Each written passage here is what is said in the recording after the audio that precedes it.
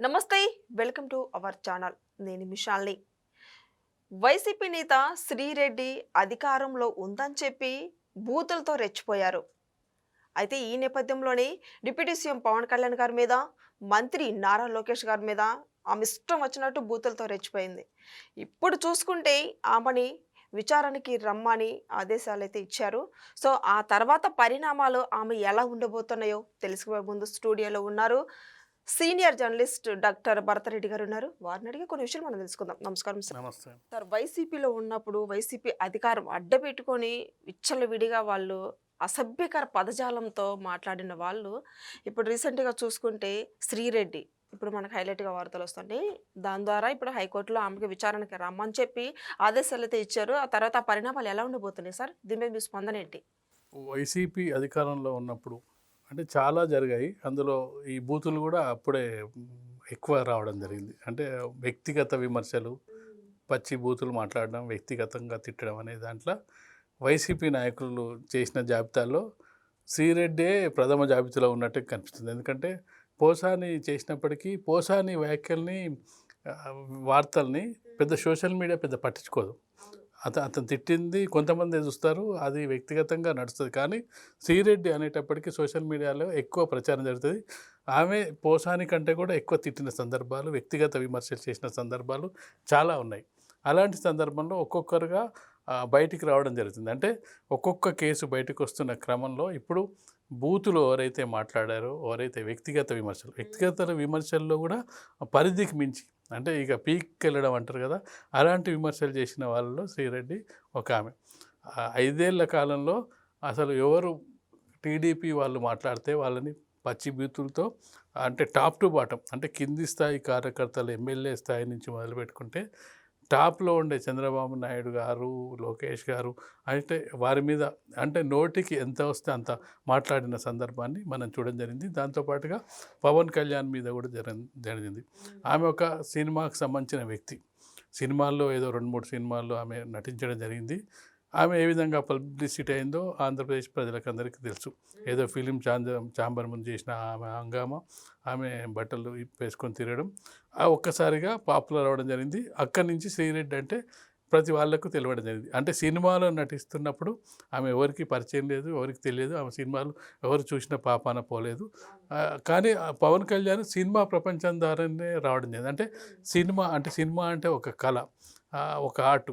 అంటే ఆ గౌరవం కూడా నిలుపుకోలేకపోయింది. అంటే ఆమె ఫస్ట్ రంగప్రవేశం చేసింది, సినిమా రంగ ప్రవేశం చేసినప్పుడు ఆ కళ మీద కొంచెం గౌరవం ఉంటుంది ఎవరికైనా. అంటే ఆ కళాకారుల మీద గౌరవం ఉంటుంది. అంటే మాకు సంబంధించిన వ్యక్తి అనేది ఒకటి ఉంటుంది. ఆ గౌరవం లేకుండా కూడా ఎప్పుడైతే వైసీపీ నాయకురాలుగా చెలామణి అయిందో ఆ సందర్భంలో టీడీపీ వాళ్ళతో పాటు పవన్ కళ్యాణ్ కూడా ఇష్టం వచ్చినట్టు తిట్టడం జరిగింది. అంటే జెంట్స్ కూడా మాట్లాడలేని భాషలు కూడా ఆమె తిట్టడం జరిగింది. అవన్నీ కూడా ఇప్పుడు ఒక్కొక్కటిగా బయటకు వస్తున్నాయి. అంటే తను రివీల్ చేసుకోవాలి, నేను ఏం తిట్టినా, ఎవరిని తిట్టినా, ఎక్కడ తిట్టినా, ఎందుకు తిట్టినా అని చెప్పి ఇప్పుడు తను ఒకసారి వీడియోలు పెట్టి చూసుకుంటే, తను తిట్టిన తిట్లు తను వీడియో పెట్టి చూసుకుంటే నేనేనా ఇవన్నీ తిట్టిందని అనుకునే స్థాయికి వెళ్ళిపోయి ఉంటాయి. ఇలాంటి సందర్భంలో పోలీస్ స్టేషన్లో విచారణకు పిలవడం జరిగింది. గతంలోనే పోసాని కృష్ణమోహన్కి ఆల్రెడీ తిట్ల దండకానికి సంబంధించి ఆల్రెడీ విచారణ సాగింది, జైల్లో ఉండడం జరిగింది, బెయిల్ రావడం జరిగింది. ఇక అంటే శ్రీరెడ్డి వంతు అయ్యే అవకాశం అయితే కనిపిస్తుంది. ఇంకా అరెస్టు ఖాయమే అనే సంకేతాలు వెళుతున్న సందర్భంలో ఆమె ఎలాంటి వివరణ ఇస్తుందో వేచి చూడాలి. వైసీపీలో ఇలానే రెచ్చిపోయిన వాళ్ళందరూ ఇప్పుడు పోసాని కృష్ణమురళి చూసుకోవచ్చు, ఇప్పుడు శ్రీరెడ్డి చూసుకోవచ్చు. అలాగే కొడాలి నాని పరిస్థితి ఏంటి సార్? అసలు కొడాలి నాని ఇప్పటి వరకు అసలు ఎక్కడ ఆచూకీ అయితే తెలియదు. ఎందుకంటే ఈ ఆయనకి గుండెకి సమస్యలు ఉన్నాయి అని చెప్పి ఇప్పుడు ముంబై వెళ్ళింది మనం చూస్తున్నాం. మొన్న ఒక సోషల్ మీడియాలో ఒక వీడియో అయితే వైరల్ అయింది సార్. నేను ఆయన మాట్లాడటం అయితే అందరు చూస్తూనే ఉన్నారు ప్రజలందరూ. తనకు అసలు సమస్య అంటే గుండెకి సర్జరీ జరిగిందా లేదని కొంతమంది ప్రజలైతే అనుకుంటున్నారు. ఎందుకంటే సర్జరీ జరిగిన తర్వాత బెడ్ రెస్ట్ అనేది 1 మంత్ వరకు అని గుండె కంటే ఉంటుంది సార్. సో ఈ నేపథ్యంలో ఆయన ఒక వీడియో విడుదల చేయటం అసలు సర్జరీ జరగలేదని చాలామంది ప్రజలైతే అనుకుంటున్నారు. ఇది వాస్తవం అంటారా సార్? మనం ఒక అంశాన్ని గమనించినట్టయితే, ఒక వ్యక్తి ఎంత దుర్మార్గుడైనా, దుష్టుడైనా, ఎన్ని పాపాలు చేసినా, ఘోరాలు చేసినా, ఒక వ్యక్తి ఇబ్బందుల్లో ఉన్నాడు, హాస్పిటల్లో ఉన్నాడు, చావు బతుకుల్లో ఉన్నాడంటే తన శత్రువులు కూడా ఎలా ఉంది అని కనుక్కునే ప్రయత్నం చేస్తూ ఉంటారు. అంటే అప్పటి వరకు అన్నీ మర్చిపోతుంటారు. అరే అతను మనతో కలిసి తిరిగాడు కదా, సరే గొడవలు ఉంటే ఉంటాయని. కనీసం కొడాలి నానికి ఆ సానుభూతి కూడా రావట్లేదు. దానికి కారణం ఏంటనేది మనం ఆలోచించాలి. ఎందుకంటే హాస్పిటల్లో ఉన్నాడు, గుండె చికిత్స జరుగుతుంది. కనీసం వైసీపీ నాయకులన్నా ఆరా తీస్తున్నారా? వైసీపీకి సంబంధించిన కార్యకర్తలైనా ఆరా తీస్తున్నారా? చేయట్లేదు. అంటే దానికి కారణం ఏంటంటే నువ్వు ఇతరుల పట్ల ఎలా వ్యవహరించావు అనేది ముఖ్యమైన విషయం. ఎందుకంటే తన పాపాలు తనకే చుట్టుకుంటాయి అనడానికి నిదర్శనం అన్నట్టు. ఎందుకంటే చాలామంది ఏం కోరుకుంటారంటే మేము ఉన్నా లేకపోయినా, మేము బతుకున్నా చనిపోయిన తర్వాత మా పేరు ప్రతిష్టలు నిలబడాలి. అంటే అంతకుముందు ఎంత విమర్శించినప్పటికీ చనిపోయినప్పుడు లేకపోతే ఆసుపత్రిలో ఉన్నప్పుడు వాళ్ళని పరామర్శించడానికి వెళ్తుంటారు, వాళ్ళని కలుస్తుంటారు. అదే చెడు పనులు లేచి వాళ్ళు చేసిన కొన్ని మంచి పనులు చెప్పే ప్రయత్నం చేస్తుంటారు. అంటే కొడాలి నానికి ఆ విధమైన సపోర్ట్ కూడా రావట్లేదు. సరే ఆంధ్రప్రదేశ్ ప్రజల విషయంలో వదిలేస్తే కనీసం వైసీపీ నాయకులైనా మా కొడాలి నానికి ఈ విధంగా ఉంది, మా పార్టీ నాయకునికి ఈ విధంగా ఉంది అని ఏదో ఒక స్పందన తెలియజేయాల్సిన అవసరం ఉంది. చాలామంది రాజకీయ నాయకులు ఏమైనా ఆసుపత్రిలో చేరినప్పుడు వాళ్ళ అభిమానులు గుళ్ళోకి వెళ్ళి పూజలు చేయించడం, లేదంటే ఇట్లాంటివి చేస్తుంటారు.